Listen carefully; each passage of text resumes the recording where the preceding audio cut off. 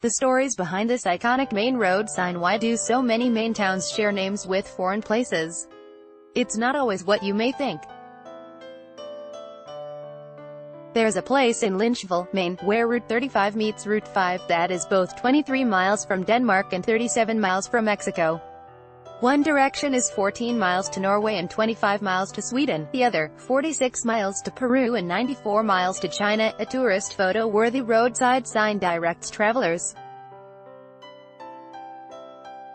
It is indeed something likely to be emblazoned across a postcard, and it's 100% true. Mexico is down the road, if you're talking about Mexico, Maine, of course.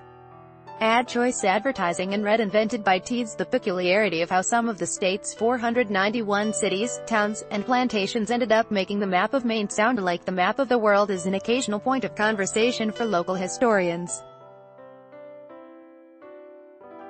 Advertisement, but there's no single reason why. It's a sort of an ongoing story that's sort of part of the mystique and the romance of Maine and its history, state historian Earl Shuttleworth, Jr. recently told Boston.com, Maine as it is today, after all, was not one of the 13 British colonies. In fact, it wasn't a state until well after the American Revolution, receiving statehood in March 1820 and breaking away from Massachusetts under the Missouri Compromise.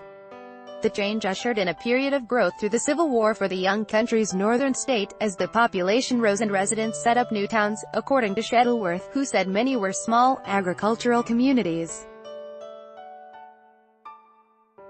Maine's relatively late, at the time, statehood and development may have played a role in the reasons why some towns didn't follow suit with the English-named towns and cities scattered across the region, he said. That is a later period that is not dependent upon the more traditional English names, and I think that's where you get a lot of these names, Shuttleworth said. The town sometime before or around Feb. 5, 1818, Massachusetts State Rep.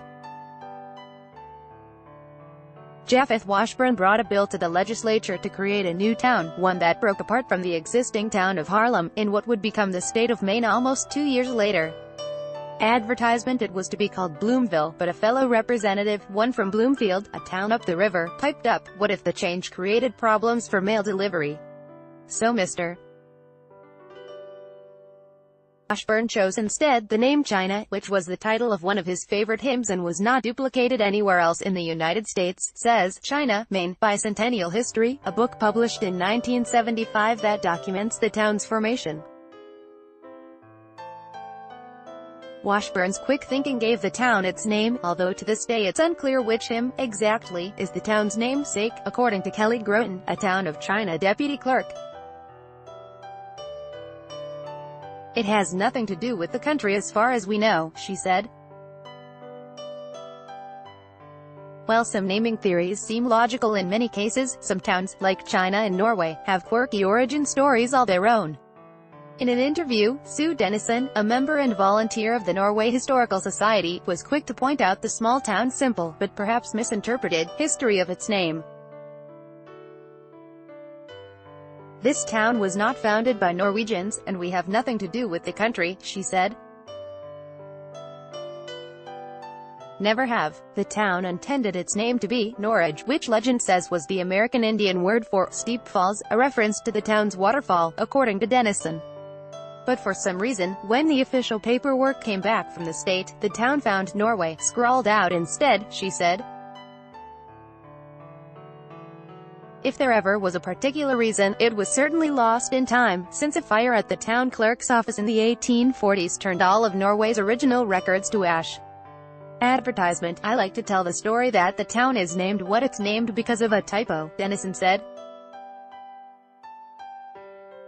The theories is for some of the other names. There are several theories, current events in deciphering the meaning behind some of the naming decisions. Shuttleworth pointed to the importance of cross-referencing the year a town was created with what was going on in the country and world at large at the time.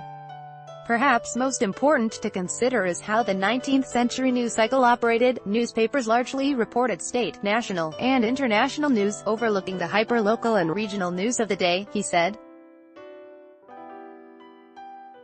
Take a look at Moscow, Maine. The town was founded in 1812, the same year French Emperor Napoleon Bonaparte invaded the Russian city with his army. How does someone choose that name?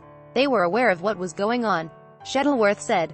Other examples, not only in Maine but across the modern-day northeastern states, include towns that take on the classicism of ancient Greece and Rome in the early 19th century, he said.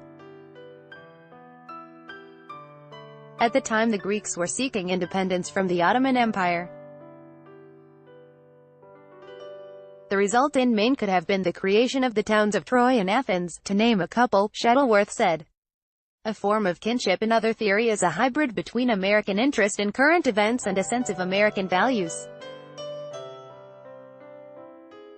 As more colonies across the globe fought for independence, particularly in Central and South America, towns in Maine, like Peru, took up their names in their honor.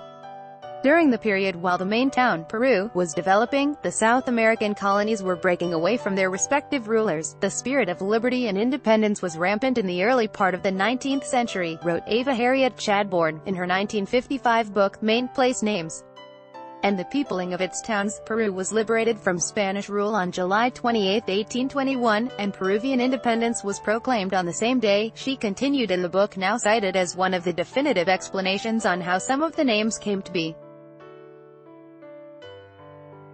The Maine town honored the South American country by the adoption of the name Peru, on its incorporation in 1821, changing its name from Patridge Town, as Chadbourne and a town website note. The similar sympathies led to the naming of Mexico, Maine, as the United States' southern neighbor fought for its independence between 1810 and 1821.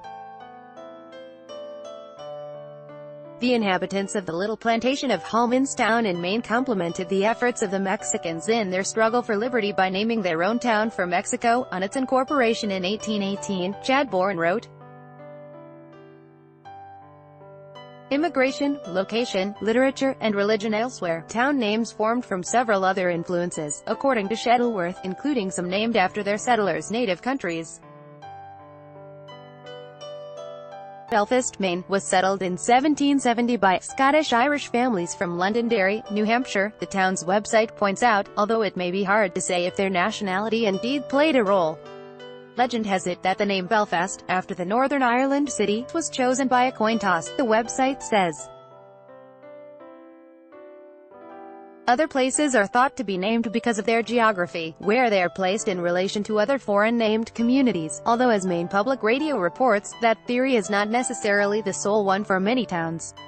Shuttleworth said numerous towns are named after places mentioned in the Bible as well as in other books, particularly as popularity rose in the late 1700s and early 1800s around historical novels, which often romanticized faraway places.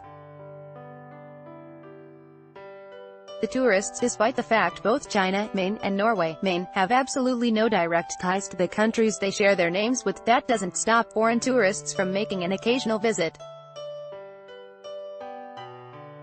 And the name also means there's some confusion around the Norway Historical Society's Facebook page, which sometimes receives inquiries from folks seeking genealogical information on their European ancestors. Just a few of several different questions the group receives because of its name, Dennison said.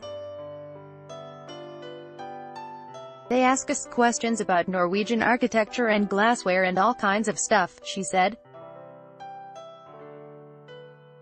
Groden said the town of China has seen its share of Chinese tourists in the past, including some who've snagged a photo or two standing next to a town sign. Similarly, Dennison said the former mill town gets a foreign visitor from time to time, whether that person knows the local lore or not. Every once in a while someone from the country of Norway comes to see the place based on the name, she said. I don't know if it's not until they get here they discover there's no connection. By Taboola sponsored links promoted links you may like enjoy compare. This is the last VPN you are going to need, and it's on sale. Enjoy compare on the Straits Times. Malaysia's Azman Ali now says no meeting over HSR in Singapore, but met a Singaporean. Straits Times and Oayana Komodo resort a view to die for, one of the reasons to visit Labuan. Bahawayana Komodo Resort under the new paper. Mathather responds to Joe Lowe's comments about 1MDB linked yacht. The new paper undo family-minded 25 friendliest cat breeds, in photos family-minded and fashionable 10 most successful ideas for wedding guest plus size dresses reveal early morning secrets. Fashionable undo.